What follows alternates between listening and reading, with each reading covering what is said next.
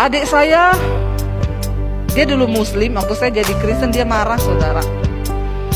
Ya, dia juga waktu itu sempat ngomong, saya bunuh kamu kalau ketemu kamu.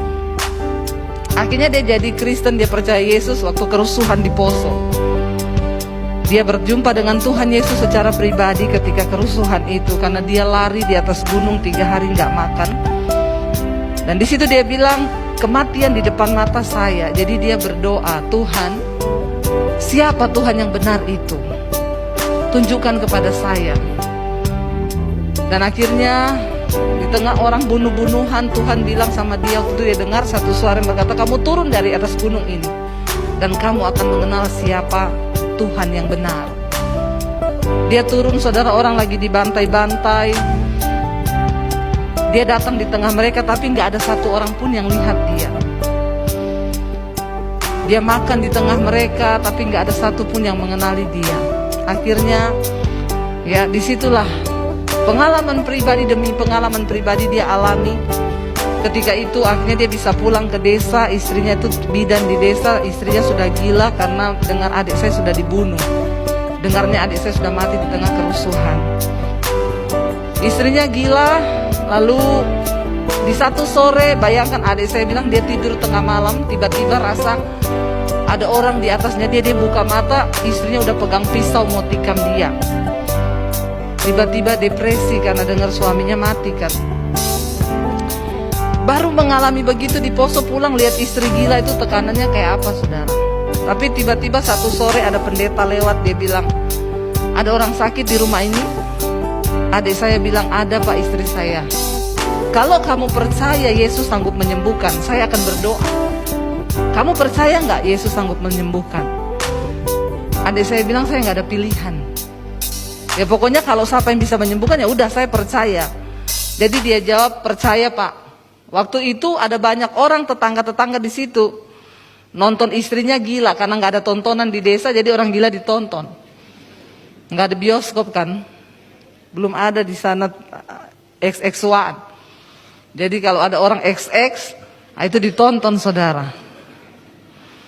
Jadi di tengah itu semua orang Kristen tetangganya situ. Pendetanya bilang, kita akan berdoa. Yang percaya saja bahwa ini Yesus sanggup sembuhkan, boleh tinggal di ruangan ini. Yang gak percaya keluar, semua keluar. Tidak ada yang percaya, yang tersisa tinggal adik saya, pendeta sama istrinya. Jadi pendetanya bilang, oke, dengan iman kita yang ada, kita berdoa.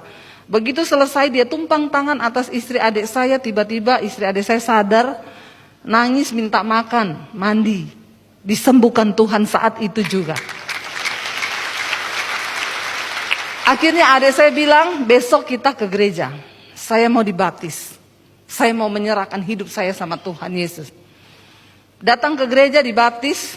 Adik saya itu badannya tatoan, saudara. Dulu duduknya di terminal, berantem. Kalau berantem bawa parang, pokoknya segala macam lah dia lakukan.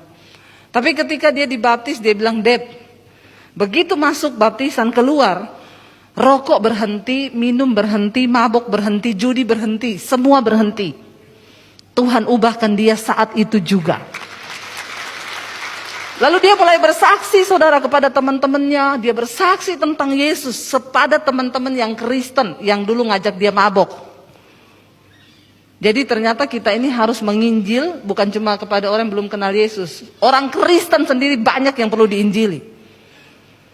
Lalu akhirnya adik saya menerima Tuhan Yesus. Nah dia bersaksi, satu kali dia itu kehabisan beras.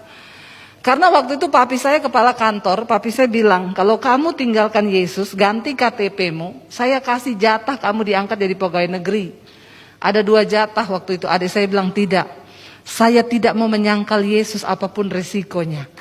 Karena Tuhan yang sudah menyelamatkan saya.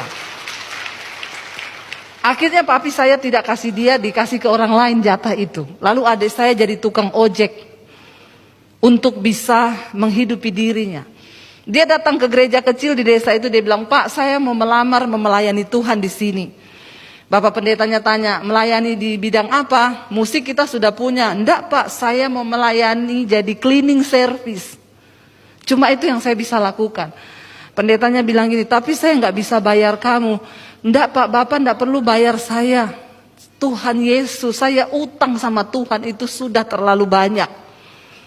Saya mau melayani Pak di sini jadi cleaning service, enggak usah dibayar. Lalu dia sambil tarik ojek saudara, satu kali dia kehabisan beras.